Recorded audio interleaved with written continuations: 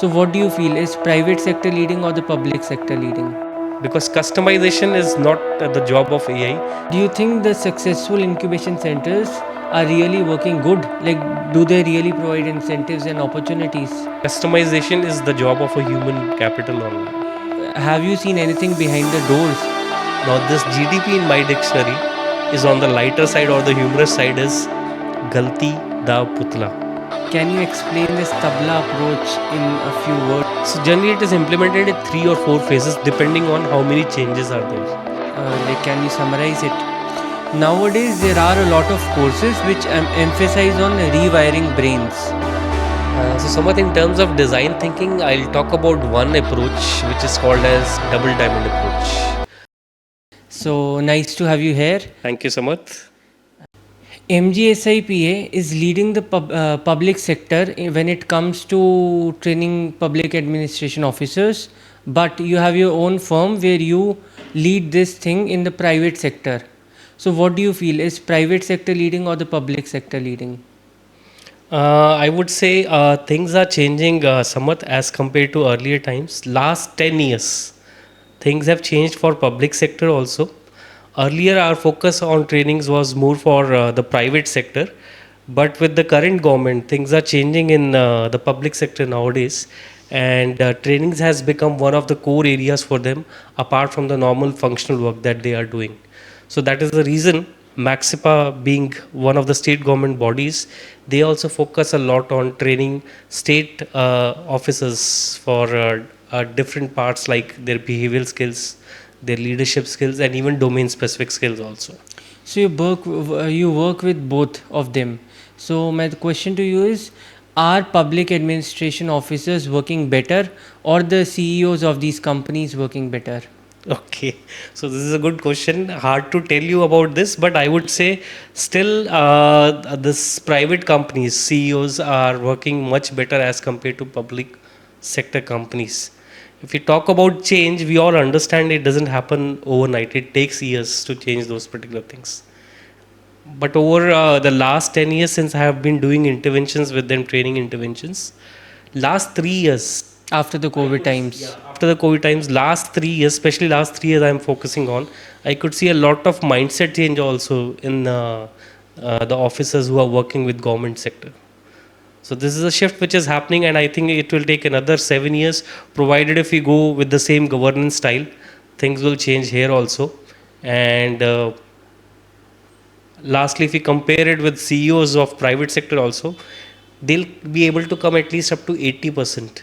They'll not be able to go up till the 100%. Nowadays, every second or third college has its own incubation center.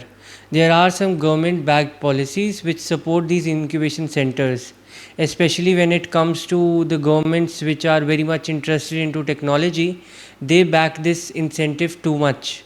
So what do you feel? Are these really successful or it is just a brainwash or mind wash kind of thing? As of now, Samat, it's a brainwash. Things are shaping up. It's a brainwash. There are very few universities who are doing it very religiously based on their NEP, which is the National Education Policy also. But most of the universities nowadays, they are doing it as a brainwash, just to show that they are following the guidelines, but it's used more for the branding purpose. So just they have opened a incubation center, they publicize it, and they have hardly worked on 10 or 15 startups at all. Yes. So hardly it would be 20% of the incubation centers who are working very seriously on those things. But most of the other institutions are still taking it as a brainwash and using it as one of the branding activities for their admissions. Do you think the successful incubation centers are really working good? Like, do they really provide incentives and opportunities? They are not exactly providing incentives, but obviously opportunities are there. No, like specifically, they bring you some of the interns at the standard prices of the corporate sector, and they let you be in contact with other firms. They let you get the things or the tools which you require. So you mean to say the center of excellence that they have established, whether the students or you can say the prospective founders from that institution are using those things or not? That is Yes. what you wanted to know? So, are those really successful things? These models, as I said, are successful in very few institutions. Among 100%, I would say only 10% of the institutions are using it. How is your experience with the incubation centers you have worked at? I have worked for few incubation centers, like one with Ekik Rise Chandigarh group of colleges. Apart from this, mentoring of startups for Chitkara University, I have done it for some other institutions like postgraduate government college in Sector 11, Chandigarh. Right, but overall, I would say Chitkara University startups are much better as compared to other particular startups. And the second, the recent field was with the Thapar University, their Patiala campus. They also have this particular setup where they are religiously working on those particular things. So after you go for a training or mentoring session for the college students, how do you ensure that they really implement the things you have taught them? Like, is there any way that you make them more comfortable with the things that they use in their daily life? Most of my mentoring sessions, I make it application based. It's not theory based. I always make it application based. My involvement with them is just for few 2 or 3 sessions. Till the time that in university or college is not outsourcing that particular project to someone else, you can't see the effectiveness of that particular program. So that effectiveness comes once either somebody internal from their particular team is doing it in the right way, right? Otherwise, if it has been outsourced to some other party who is working as per the plan.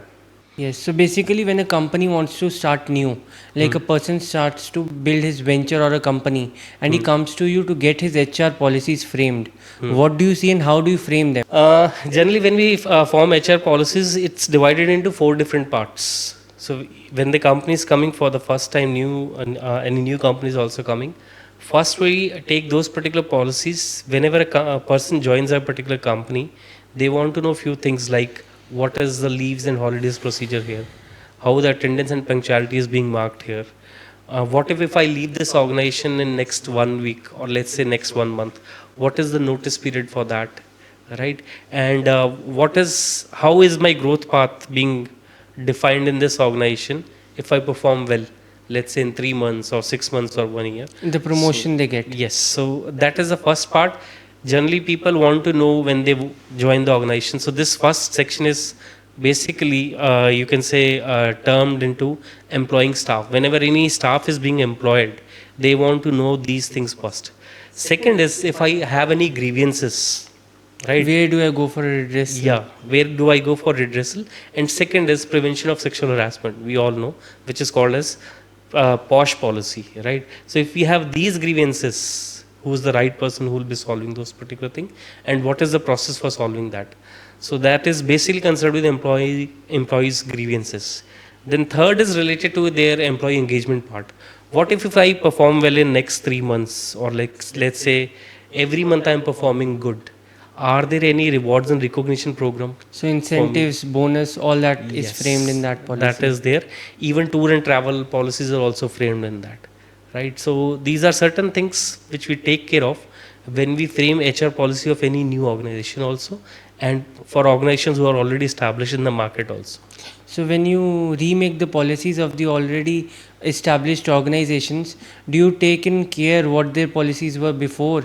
Because the employees which must have been recruited with the before policies would have certain, would have signed the contract at that time, and they will always say that these are not the policies we are supposed to follow because we signed it long back. So how do you deal with that? Right.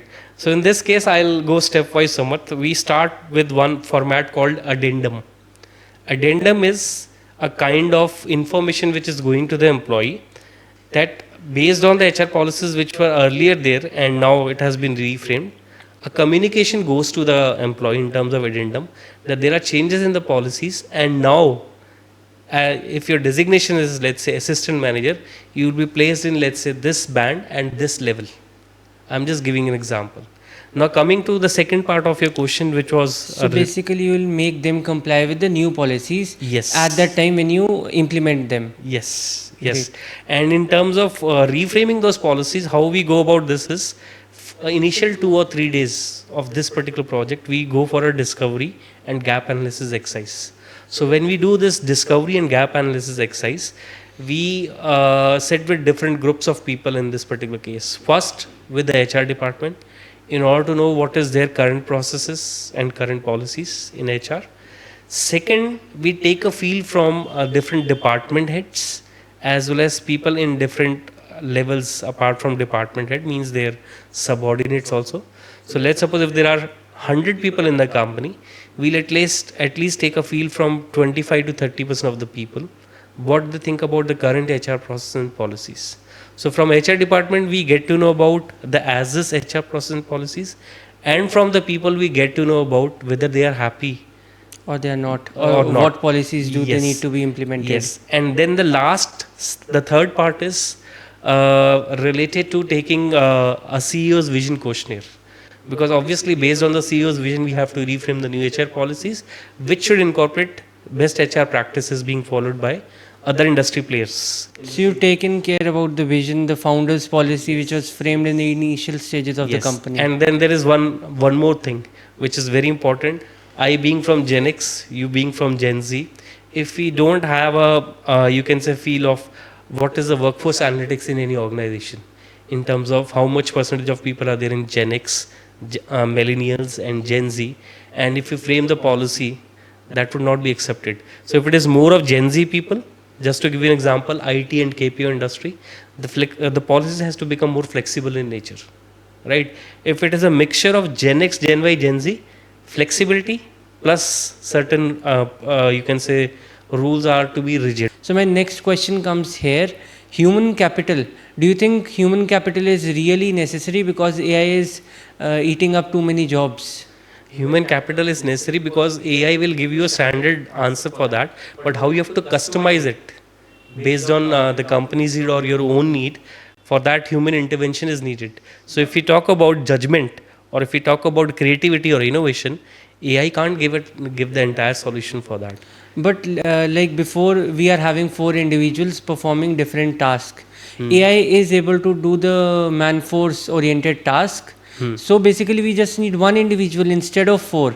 Right. One individual who can leverage AI and can work with it.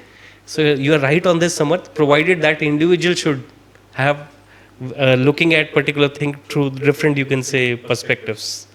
If that person is not intellectually, you can say, able to see through different perspectives, जिसको हम नजरिया बोलते हैं, right? If that person is not having multiple perspectives, then using the AI would also not suffice the purpose for that particular company.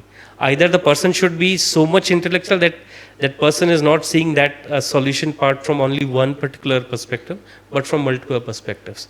If that is not the case, it's better to employ 2 or 3 people who are having different perspectives. But still, like workforce in India is increasing, and we are leveraging AI. I myself have leveraged a lot of AI in editing stuff Right. with a very few workforce.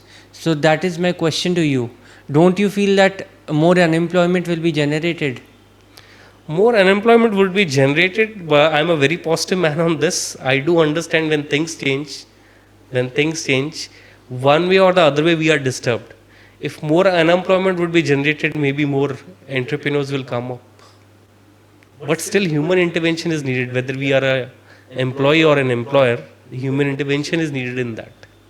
Great. Because customization is not the job of AI, customization is the job of a human capital. But AI can customize if you put all your details, or you tell him to save your memory or a Right. company's memory. Right. It can customize from the previous chats or like whatever you have given the inputs to it. Based on the history. Yes. Then again you need at least one person to do that, because who will give that particular prompt Yes. to AI? So at least one person is needed.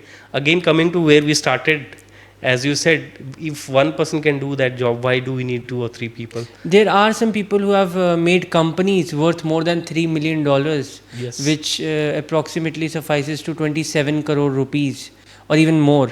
And what they do is, it is just a single person company, and they have leveraged AI to some extent that they are providing AI solutions to the companies. Right. Have you seen companies deploying AI solutions? Based on my own intervention with different industry people and being a part of different programs, I have felt that particular waves, that how things are changing in the industry, but I have not experienced it on my own. Done more than 1,000 sessions for training when Yes. it comes to both the things public and private sector, Yes. and you have mentored college students, faculty, as well as the what we call them, as well as the corporates. Hmm.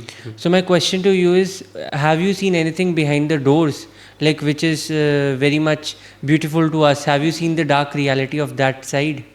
Like, have you ever explored something which we don't know, but you have seen it after having 1,000 sessions?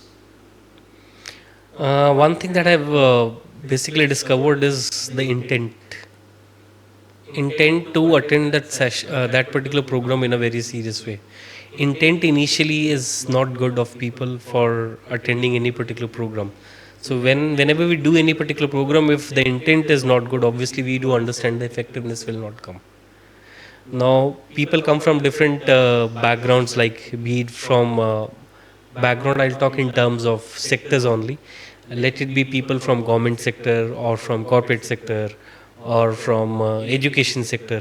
Maybe corporate sector people would be having a better push as compared to people from government and education sector. So as a trainer, if even if the intent is not there, we make sure that right in the starting we are able to connect with those people or not.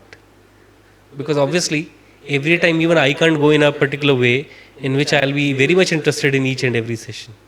So even if that intent is not there, you can say up to 100%, I still have till 50 or 60%. Rest, I'll always say that it's a job of a trainer to make sure that that person becomes interested in attending your session. So, how do you make a person interested in that session? Right. So I basically work on three C's for this, Samarth. When I say three C's, that means I first work on the connect part. I forget about the session first. I first establish a connection with the other person. Connection can be in terms of through a ice breaking activity, or it can be in terms of listening more about them, what is the background they are coming from, or what is the industry that they have worked for, or it can be in terms of you can say a small game that I'll start with. So once that connection is established, once they feel comfortable, then comes the second They part. feel that this person is not boring. Yes. So if I talk about means if I talk in a different way rather than verbally conveying it, I never start in this way. I always start in this way. I'll not talk that I have such and such experience and now I'll tell you about this particular area. No, my way is I'm coming from this particular background, and I do understand that you come from this background, because as I said initially, I take an introduction of the other person also. So once we know about the background of the other person also, then we are in a better place to talk about them as well as about us also. So once that is there, I always establish a connection where we are horizontally on the same level, and then I start my session. So once connection is established, then comes the transference of the content part or the knowledge that we have to transfer it to the trainee. So that basically is done through a dialogue. I never prefer a monologue. So right in the starting of the session, I do the expectation setting. One, to open up those particular people, I use one acronym which is called as GDP. And now GDP, we all know, Samarth, Gross GDP is domestic gross product. domestic product. So I give a perception to the other person that I am a very serious person, bald person. And the moment I start my training session, I started with a mixture of intellect and humor both. Now this GDP in my dictionary is on the lighter side, or the humorous side is Galti da Putla. Or in other words, we all are human beings, we'll make mistakes. So I always say that I am a big GDP, Galti da Putla. And I'll request every one of you to become GDPs for next, let's say, 2 hours or 3 hours, depending on what kind of or what is the duration of the session. And that is basically the mother of, you can say, creativity and innovation also. The more number of mistakes you'll do it, you'll come up with creative or innovative ways to solve that particular thing. So as I said, first is the connect part. Second is, once that dialogue is there, once expectation setting is there, that We will not keep it a monologue, and I want you also to participate into this. And GDP again used as a hook to open up those people. It becomes collaboration then. Once we start talking on that particular topic, we collaborate with each other. The end result is celebration. Because why I'm saying celebration, reason being, generally when people go for training sessions, they go with 50 or 60%, let's say 40% of intent of attending it. But if that connection is established, collaboration is established, they start enjoying it, and maybe they'll come up to 80 or 90% after this particular session, and the end result would be celebration. So I always say it's 3 C's: connect, collaborate, and celebrate, which every trainer should do, whether it's a trainer or whether it's a manager or a leader. If you work on these 3 C's also, would make a lot of difference in individual as well as team's performance also. Whenever you go to manage the HR policies for any organization, do you see a leadership gap in that organization? Like the organizations which were formed long back, they usually have a leadership gap. Like after one role, the next role comes at a certain gap that he manages approximately like 15 guys. Leadership gap in terms of implementation of those Yes. policies? Yes, this is there. Even if you establish HR process and policies, if the leader is not applying those particular things, even if one department leader is not doing that, the entire you can say the implementation part is affected to a particular level. So in that case, what we do is, whenever we change any particular thing, resistance is a part of that particular part. So You can do say, you yeah. try to change the management? We don't try to change the management. We slowly and gradually try to influence the wrong person in the right way from people who are already applying those new things at the workplace. Right now, if we start giving too many examples of people who are already doing it in the right way, obviously the person who is negatively influenced would take it in a different way, because that person might think that I'm trying to compare one person with 3 or 4 other people. So that might hurt the ego of that particular leader. So we generally have one-to-one, you can say, coaching with those particular people. We first try to understand what is the nature of that particular leader, and then we try to talk to them in their particular way.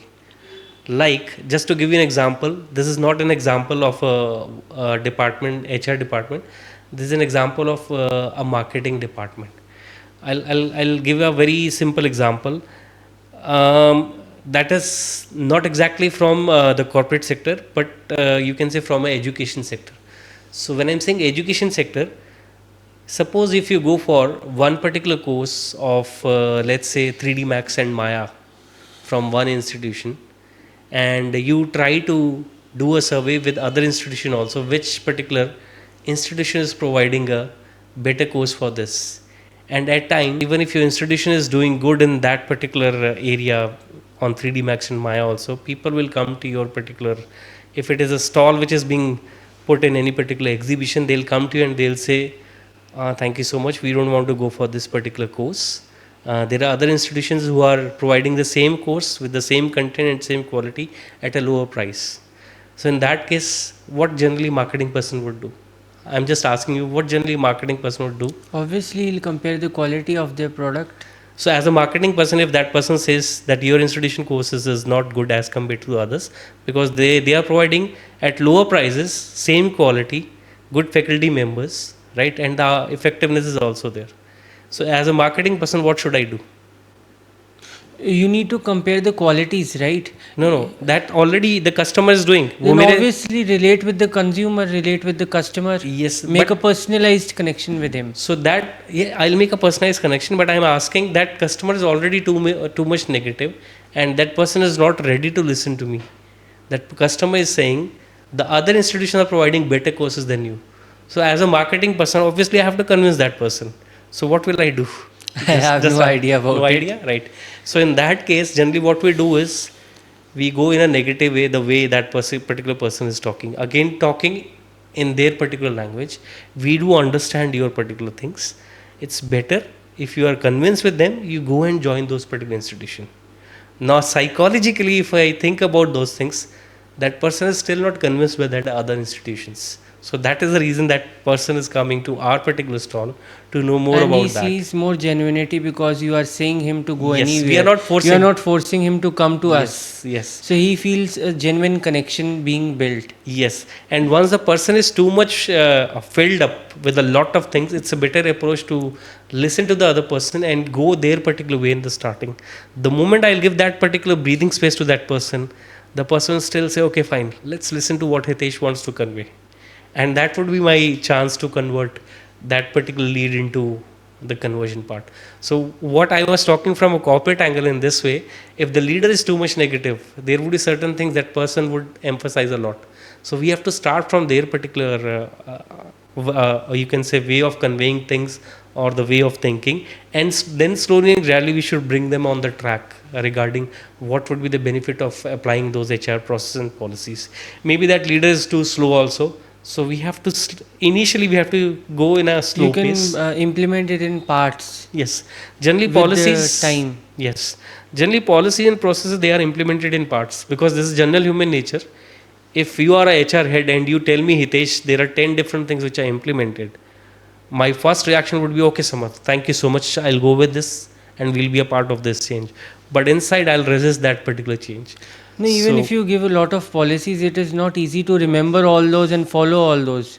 If you give them gradually, it comes into practice and slowly it becomes the practice itself. yes.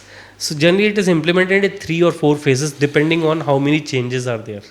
And then, when we go for these changes, also, we always believe in co designing solutions. Co-designing means one is there are few people who are changing HR process policies and then implementing it. That is one way, which is not the right way because acceptance will not come in this way. Why acceptance will not come in this way? Because people were not involved when we were making in the changes. We didn't took suggestions from those particular people. So if you remember, I talked about gap analysis part. If we are taking inputs from them right in the starting, right, and incorporating certain things based on their suggestions, which is again aligned with CEO's vision. Right? Their resistance will go down. Yes, their resistance will go down because they were co-designing the solutions. Even if majority of the things, those 3 or 4 change leaders were doing it, but those people were also involved in giving A those part of the suggestions. policy was their own, so they are not going to resist the whole of it. Yes. So acceptance will be much easier in that particular case. So in that leader's case also we have to make him a part of making those changes as one of the you can say major stakeholder for bringing in those changes. Can you explain this tabla approach in a few words? Like, can you summarize it? In short, I'll tell what tabla helps us in managing the stress. Overall, the crux of this entire tabla approach is mindfulness. As a human being, we either go too much into the future, which results in anxiety. We plan a lot of things, then we don't take actions. Again, procrastination is a part of this. So that results in anxiety, right? And second is if we go too much about the past, things are very good in the past. What this AI and other things are coming up, things will not change. Even things will go in a worst or bad Boasting situation. on the past and having good plans for the future. I'll be this and I'll be that. Right. So future results in anxiety, and talking too much about the past results in stress. Right. And being in the present, we know certain things we can change. We know certain things we can't change. So why to think about those things which we can't change? Right. Rather than that, we should spend energy on those things with what we can change. So mindfulness, if you are being in present, I would say the percentage of being in present should be higher than the being in future and being in past. So if I give you a percentage, let's say 60% should be the present thinking part in which we should be there. 25% should be the future focused thinking because we should know how things are going to change in 2 or 3 years, and based on that we should focus on our particular task, and last 10 or 15% based on the past, because obviously past experiences are the base for that. If we are having this kind of approach where we are more in the present, second in the future, and less in the past, we'll be able to relieve We our should stress. be having goals for the future. Past gives us experiences, and if we do everything correct in present, we'll achieve the future. Yes. And lastly, stress. We all know overthinking is the reason for the stress. So, overthinking again, too much past or too much future is Whenever we start overthinking, we should like go for a walk or do anything. We just distract ourselves and the overthinking ends. yes, and that is again unplugging and coming to the present. Let's enjoy the present moment. Or at least get yourself cortisol tested or see a psychologist or a psychiatrist if you are suffering with this. Yes, and if you are not suffering with this, better to go in solitude. Solo travelers I or do a lot people, of solo traveling. yes, even I am also that kind of person. My wife also knows. I go for movies solo also. I have been to different places solo, and till now, even if I go, I have to deliver trainings at different cities also. I always like the part in which I'm traveling rather than reaching the destination part. So my next question to you would be on design thinking. Nowadays, there are a lot of courses which emphasize on rewiring brains or design thinking. Do you need it is really essential because of preconceived notions or the old wires which were fitted into our brains are getting outdated and very irrelevant with the progress of AI because every 1 or 2 months things are changing, policies are changing. So, do you think that design thinking is what is required? Right. So, Samat, in terms of design thinking, I'll talk about one approach which is called as double diamond approach. Now, I'll share with you what is this double diamond approach through one of the cases. Again, coming from a HR background, I'll talk about one HR case. Let's think of an organization which is not having a proper recruitment and selection system. Second, there is no particular way of recording the attendance and punctuality. Even if the person performs well in that organization, that person is not aware what is my growth path in this organization, and even if I have any grievances, what is the process of solving it and what is the process. Another thing is, if I go for traveling part, which is a part of my profile in this organization, is there any kind of travel reimbursement or a kind of you can say uh, if I'm staying at any particular hotel, what is the criteria on the basis of which I can. What are the arrangements made by the company? Do I get reimbursement of the flights I book? Yes. So consider this company is not having any proper system of reimbursement or let's say recruitment selection. Everything is going in a totally non-structured way. So let's say 20% of things are in place or 30% of the things are in place. 70% of the things are not in place. Now, if you go as per the gut feeling, so obviously we'll go for 100% revision of those particular HR process policies.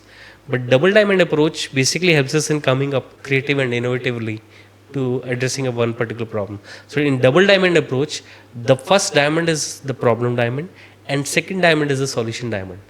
Now, when we take these two diamonds, when you see this double diamond approach, it's basically first starting from a divergent thinking. Divergent thinking, we all understand, is thinking of many possible solutions to a particular problem, right? So the first diamond will first try to identify the multiple problems which are there in that particular The organization. multiple aspects of the problem which you identify at the first Yes. place. Yes. So as you talked about this, what were the different systems which are not in place in that organization? We first try to identify those particular problem areas. Then divergent thinking was there because we were trying to identify those multiple things, right? Now after this, if we talk about diamond, the second half of the diamond will go in a convergent way.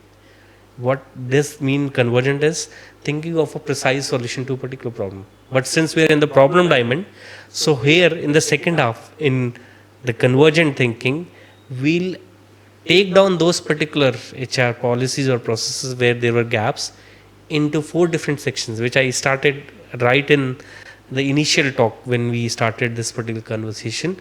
We'll try to categorize those particular policies into 4 different sections. As I said, there were certain policies which were related to employing staff. Like if I join this organization, I would like to know what is the leave and holidays procedure here, attendance and punctuality, whether it is biometrics or is there any other system do I have to log in into the system, or what is the performance management system here, or you can say what is the induction orientation program, how is it's being conducted in this particular organization. So these policies will be basically there in the first section, which is employing staff, and second we talked about employee grievance redressal and POSH, prevention of sexual harassment.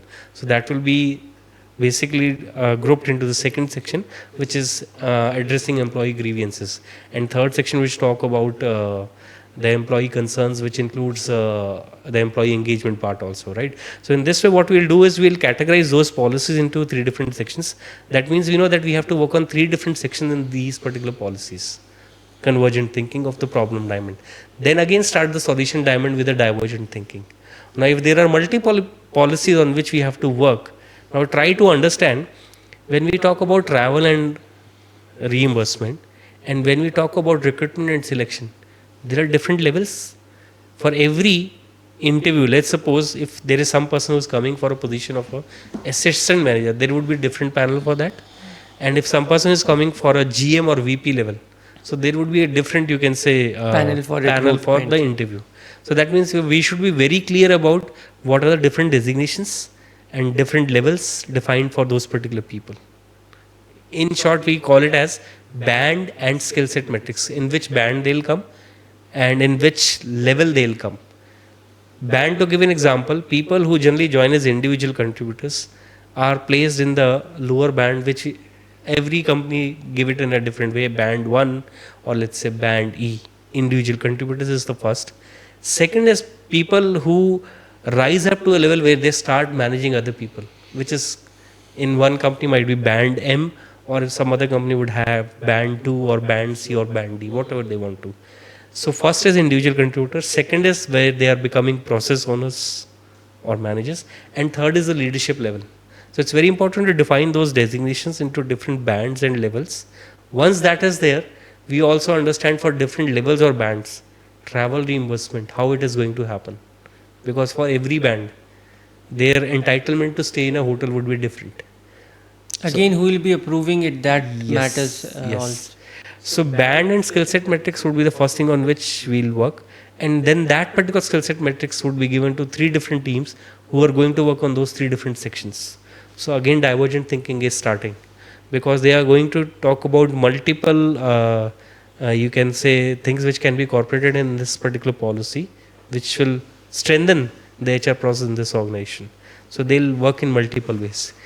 Then again, divergent thinking, they are working in the solution part. And lastly, since I said band and skill set metrics is the center of this, right? It has to be compiled in such a way where even if recruitment selection is there, even travel and reimbursement is there, right? Even performance management system is there. Again, bands and skill set metrics are there. It has to be coupled together. They have to be in coherence, compiled together. Yes, because they should speak the same language. Same thing should come out. So again, that is the result of convergent thinking. So basically, you have a problem and you explore different aspects of it. Yes. Like one problem will have 10 or 15 aspects. Then you address each and every aspect of that problem and you take a solution only which complies with all the solutions to each and every aspect. Yes. So from problem you get solution by putting something like a double diamond. So it is discover first, then define the first diamond, discover, define, Yes. then second solution diamond, develop and deliver. So this is how any particular, you can say, problem can be addressed using this double diamond approach, which is part of design thinking. Basically, there are a few added advantages when you keep family into the business. For example, trust. For example, if the company is at any stage when it comes that this company will no longer be viable, the professional will no longer take even seconds to declare bankruptcy or something. Right. But the people who are attached to the company are the ones who are part of our family, and they will obviously try their best till the end to prevent the company from bankruptcy.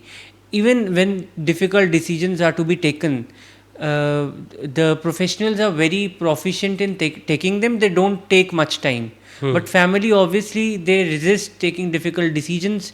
The decisions, for example, firing employees. The professional will not take they'll see matrix, kitna loss hua, and they'll fire the employees. But family will obviously take care of them as well.